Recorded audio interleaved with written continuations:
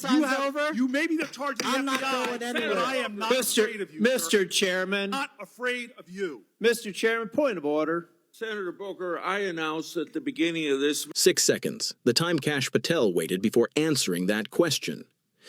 For 6 seconds, the director of the world's largest intelligence agency, the man who oversees 35,000 employees and manages a $0 billion annual budget, tried to decide whether he could answer a simple question. The question was, where are your 47 agents? He couldn't answer. He invoked the Fifth Amendment. He invoked his right to remain silent because saying where his employees were could incriminate him. If you're just tuning into this video, subscribe now and turn on notifications, because in the next 36 hours, this investigation will move at a pace that leaves everything produced in the last 15 months behind. Now let me explain exactly what is happening. Booker managed Newark. He managed a city of 280,000 people in the midst of a financial crisis, under federal oversight. He personally witnessed what happens when institutions avoid accountability and how structures that exist on paper but become dysfunctional in reality collapse. A graduate of Yale Law School. He studied at Oxford on a Rhodes Scholarship, but this morning he put none of those identifiers on the table. He put a single page on the table. One single page, one single number, one single question. And that question, before he got the answer, shattered all the defenses Patel had built over the past 15 months. 10:31 a.m. Patel had been sitting at the witness stand for 2 hours and 44 minutes. By that point, he had outlasted 11 senators. Pending investigations, 9 times. Classification protocols, 7 times. Interagency coordination, 4 times. He noted his lawyers twice. Patel had looked relaxed for the last 40 minutes. You learn this in courtrooms over time. The moment a witness looks confident, that very moment is when the most dangerous question is about to come. Booker took the microphone. He placed that single page on the table, face up in a way he could read, and looked directly at Patel. "Director Patel," he said, in the tone that New Jersey prosecutors have developed, heavily, no rush, the tone of someone who has already done the math. "I want to talk to you about a specific group from people who work or have worked for you. This distinction is very important." Patel shifted slightly in his chair. Those who saw that movement know. That micro-movement of his right shoulder, when a question comes from an unexpected direction. On January 20th, 2025, there were 47 active agents in the FBI's Epstein counterintelligence task force. Booker didn't look at the page. He said it by heart. Each of these agents had worked on Epstein-related foreign influence cases for 8 to 36 months. They had active security clearances. There were active litigation duties. There were active federal employments. He stopped. Where are these 47 agents today? The room suddenly seemed to freeze. It wasn't a dramatic change. It's not the kind of change that happens when a document surfaces or a voice recording plays. Quieter. More disturbing, the weight the room takes on when you sense that a question, which should have such a simple answer, will remain unanswered. Patel waited for 4 seconds. "Senator, FBI personnel appointments are subject to privacy protections and operational security assessments that prevent me from discussing certain staffing configurations in an open setting. Senator, the FBI personnel appointments are subject to confidentiality protections and operational security assessments that prevent me from discussing specific staffing configurations in an open environment." Booker looked at her a long moment. "You said what I didn't ask." He deleted his page. "I didn't ask for their names. I didn't ask about their duties. I asked where they were. Are they still working at the FBI? Yes or no?" "Senator, personnel status information regarding specific operational units."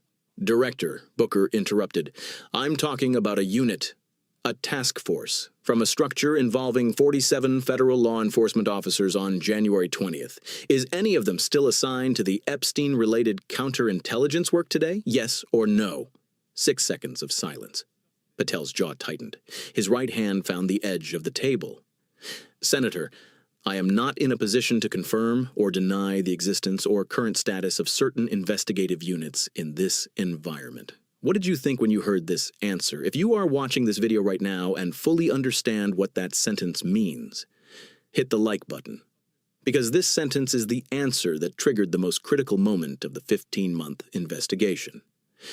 I am not in a position to confirm or deny. The FBI director cannot confirm whether his own unit exists. Let's continue. Booker left the page.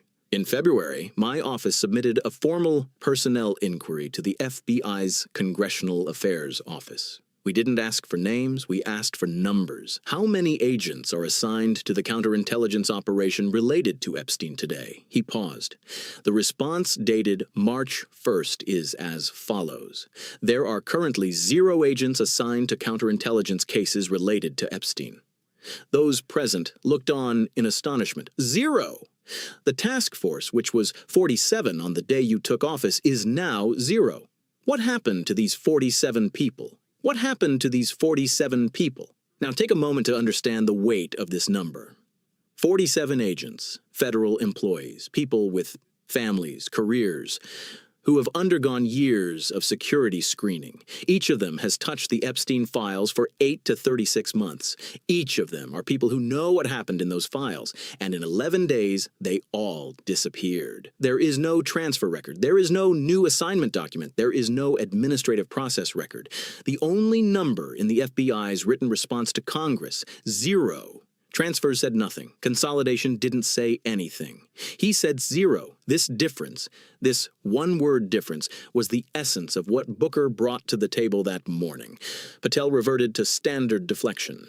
Senator, personnel reassignment is a standard feature of FBI operations. The Bureau continuously evaluates to ensure that investigative resources are in the places of greatest need. Booker raised a hand. Director, standard reassignments generate transfer orders. It generates new assignment records. It generates updated personnel lists. She looked at the page. When my office sent that congressional inquiry, the FBI's Office of Congressional Affairs responded in writing with a single word, 0. It didn't say transfer. He didn't say consolidated. 0. He turned to Patel. Have these 47 agents been transferred to other assignments? Have they been placed on administrative leave? Was anyone subjected to an internal review related to the Epstein case? What happened to them? Patel looked at his lawyers. They were both writing at the same time. That tight, small handwriting, the handwriting of people building legal structures under pressure. The senior lawyer leaned forward, whispered. Patel's eyes were still on Booker, making the slightest nod of approval. And then Booker's voice rose in the room for the first time. Until that moment, a fixed, measured, mathematical tone. For the first time, it rose. Director, I'm asking where the 47 FBI agents are. Federal employees, people with families, people with jobs, duties, and case files. And one day those assignments were gone. My office received a written document from your agency. 0 agent works on the cases those people are working on. I'm not asking about classified intelligence. I'm asking where your employees are going. He stopped. The voice dropped again. This was more threatening. And you are giving me a lecture on operational security. And you are giving me a speech about operational security. The room was completely silent. The cameras were locked on both faces. Patel's 2 palms flat on the table, visible, shallow, and rapid breathing. The breath that occurs when the body processes something the mind has yet to catch up with. Booker continued speaking. His voice dropped back to the baseline. That drop was more threatening than the rise. I've been in the room with strong enough institutions. I know what happens when an organization cannot hold its own employees accountable. This is not procedural. He removed his page. Between January 20th and March 1st, 2025, was any agent from the Epstein counterintelligence task force subject to termination, forced resignation, or mandatory reassignment. The senior lawyer stood up from behind the witness stand. Note this move. Standing where the lawyers were expected to sit, closely watched by everyone in the room. Senator, my client cannot answer questions about specific personnel actions affecting agents coming from sensitive intelligence operations. The privacy rights of these individuals and, Committee Chairman Durbin interrupted, Lawyer, sit down. Your client is the FBI Director testifying under oath about his agency's operations. He will answer the question. Patel looked at Durbin, then to Booker, then to the table in front of him. And in that 12 seconds of silence, during those 12 seconds, everyone in the room watched a man make a decision.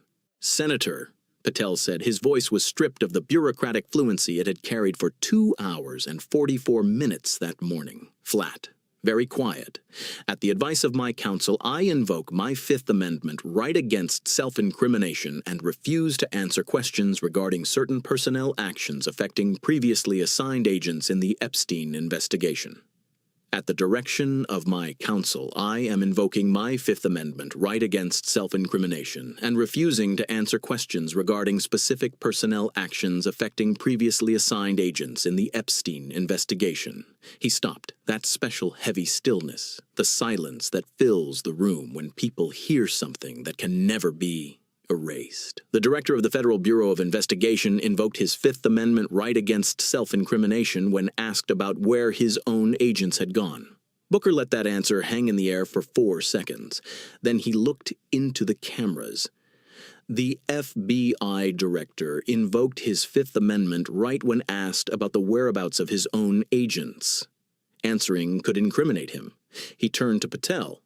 "You explained the budget allocations. You explained the cybersecurity threats. You explained the immigration enforcement raids. You talked about arrest statistics. But you cannot tell us under oath what happened to the 47 agents who were involved in the most important domestic intelligence investigation of the last decade, because saying it could incriminate you." He closed his page. The American people can draw their own conclusions. The hearing technically continued for another hour. No one was listening. Within 15 minutes, the clip started moving. Not a dramatic facial expression, not a pale face. It's harder to describe, but more jarring. A quiet voice saying an FBI director couldn't tell a senator where his employees had gone. Within an hour, missing agents trended in 28 countries. In the afternoon, 3 former FBI deputy directors with decades of combined bureau experience spoke to the camera. Each said the same thing. They had never heard of a director being unable to account for his own task force in their decades-long careers.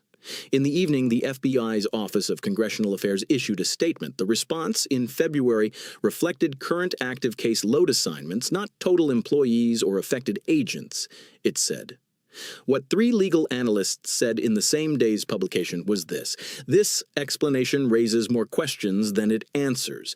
If employment was affected but they are not on active dockets, what exactly happened to them? What does the legal landscape say?" 3 constitutional law professors who looked at the Fifth Amendment moment this morning came to the same point. The Fifth Amendment is not a confession of guilt. It's important to say this. But context is everything. Patel answered budget questions. He responded to cyber threats. He responded to arrest rates. Only one question invoked the Fifth Amendment from him. What happened to his 47 agents? There is a basic principle in constitutional law. A witness can only invoke the Fifth Amendment against a specific question. They can answer everything else. The Fifth Amendment is a selective tool, and where it is used tells everything. Patel spoke all morning. He stopped at a single place. That stopping point is now at the center of 3 separate federal investigations. What did Booker do this morning? There was no document. There was no audio recording. There was no secret file. Just one page, a number, a question, from 47 to 0, from January 20th to March 1st. He didn't need leaked sources. He didn't need forensic analysts. He didn't need state secrets. He just needed the FBI's own written response to Congress, and that answer with the word 0 provided Patel with everything he needed to ask. Because sometimes the strongest evidence is not what is leaked. Sometimes it is what is accepted to exist but cannot be explained. 47 agents were active. Now 0. Patel cannot explain what caused this, but because explaining it might blame him. Where are we now? Booker made 4 separate subpoena requests before the end of the hearing. As of January 20th, 2025, the complete personnel files of all agents assigned to the Epstein counterintelligence task force. All internal communications between January 20th and March, first regarding personnel actions affecting these agents. All directives issued by the FBI Director's Office regarding the assignment, reassignment, termination, or administrative review of Epstein-related counterintelligence files. and the transmission of Patel's Fifth Amendment invocation to the DOJ Inspector General as evidence of obstructing potential congressional oversight. At the same time, the Office of the Justice Department Inspector General directly contacted Booker's office. They requested forensic copies of the records submitted this morning, and at least 2 former FBI deputy directors have publicly stated that they are ready to provide independent testimony about where those 47 agents went. Lost files are one thing, lost evidence is one thing, but 47 lost agents, people with families, careers, federal service records, this kind of loss cannot be explained by any bureaucratic language. And an FBI director who cannot account for his own agents, who cannot do so because it would implicate him, no longer functions as a director. The Fifth Amendment was designed precisely for this. If you haven't subscribed yet, subscribe now and turn on notifications. The call-up order is within 36 hours.